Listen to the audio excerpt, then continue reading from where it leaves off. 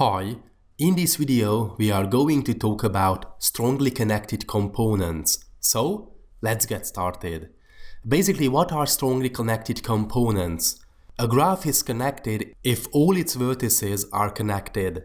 A graph is said to be strongly connected if we can get from any vertex to any other vertex. I'm not sure that the difference is clear, that a graph can be connected if we can't get from any vertex to any other vertex, but it is connected. But a strongly connected graph, it means that we can get from any vertex to any other vertex. So undirected graphs are strongly connected by definition. In directed graphs, there are vertices that cannot be reached from everywhere. Okay, it is quite a common situation. And these clusters can be discovered with the help of depth-first search.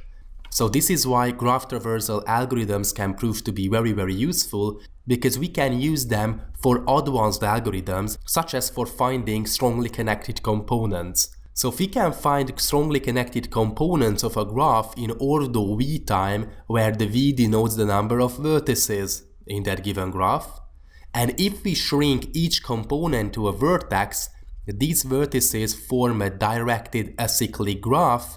This is the so-called condensation of that given graph. So a directed graph is a DAG only if there is no subgraph that is strongly connected. This is an alternative definition for DAG, directed acyclic graphs. So let's suppose this situation, we have several vertices and it is a directed graph. As you can see, we have directed edges between the vertices. We can find the strongly connected components because we can come to the conclusion that there are some vertices that cannot be reached from anywhere. Let's suppose, for example, the vertex 2. We are able to go from vertex 2 to vertex 6, but if we are standing at vertex 6, we are not able to get to vertex 2. So this is why it is connected graph, but the whole graph is not strongly connected, because not every single vertex can be reached from every other vertex. There are some vertices such as the 2 and the 6 that okay, we can get from 2 to 6, but we are not able to get from 6 to 2. So there are indifferent strongly connected components. But within a strongly connected component, such as the green dots, the yellow dots, and the red dots, so within a strongly connected component, every single vertex can be reached from every other vertex. Okay, we can get from 2 to 1, we just have to go to 5, then 1. We can get from 5 to 2, we just have to get to 1, then get to 2. We can get from 8 to 3, for example, we just have to go to the 4, then the 3. We can get from 6 to 7 and 7 to 6. So in a single strongly connected component, every single vertex is accessible by every other vertex. Hence the name strongly connected components. And as we have discussed, that if we shrink every strongly connected component to a single vertex, as you can see, we have shrunk the red dots into a single vertex, the yellow vertices into a single vertex, and the green vertices as well. As you can see, we end up with a directed acyclic graph. There is no cycle in that given graph. Okay.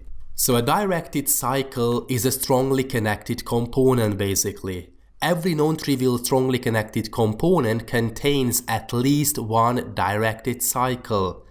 There are two algorithms out there that can find the strongly connected components, Kosharayu algorithm and Tarjan algorithm. Kosharayu algorithm does two depth-first searches, one to get the topological ordering and then on the transpose graph to discover the strongly connected components, where the transpose of a graph means that we reverse each edges, so we just change the start and the end vertex.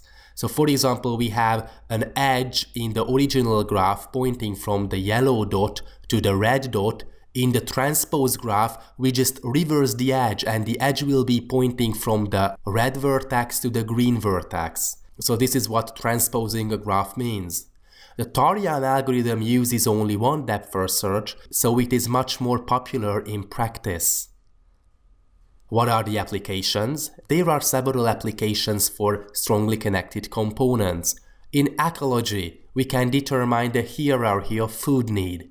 In software engineering, if we have a huge software and want to create packages to each connected classes, we can classify according to the strongly connected components. In astrophysics, if we have an image of faint stars and we want to detect each of them, it is a good way of finding the clusters to use strongly connected component algorithm. Or in recommender systems, for example YouTube videos, we can recommend another item from the same strongly connected component or cluster. I'm not sure whether you are familiar with YouTube. So if you are looking for a video strongly connected component, then there's going to be some suggestions. Okay, this is my stolen video, beautiful, but as you can see that you can find that YouTube is going to make suggestions and it's not going to suggest randomly selected items because it knows that okay, we are looking a video concerning strongly connected components. So it's going to recommend videos in the same cluster, and as you can see, topological sort and strongly connected components, so the recommended videos will be about the topic we are considering at the moment. So that's all about strongly connected components. Thanks for watching.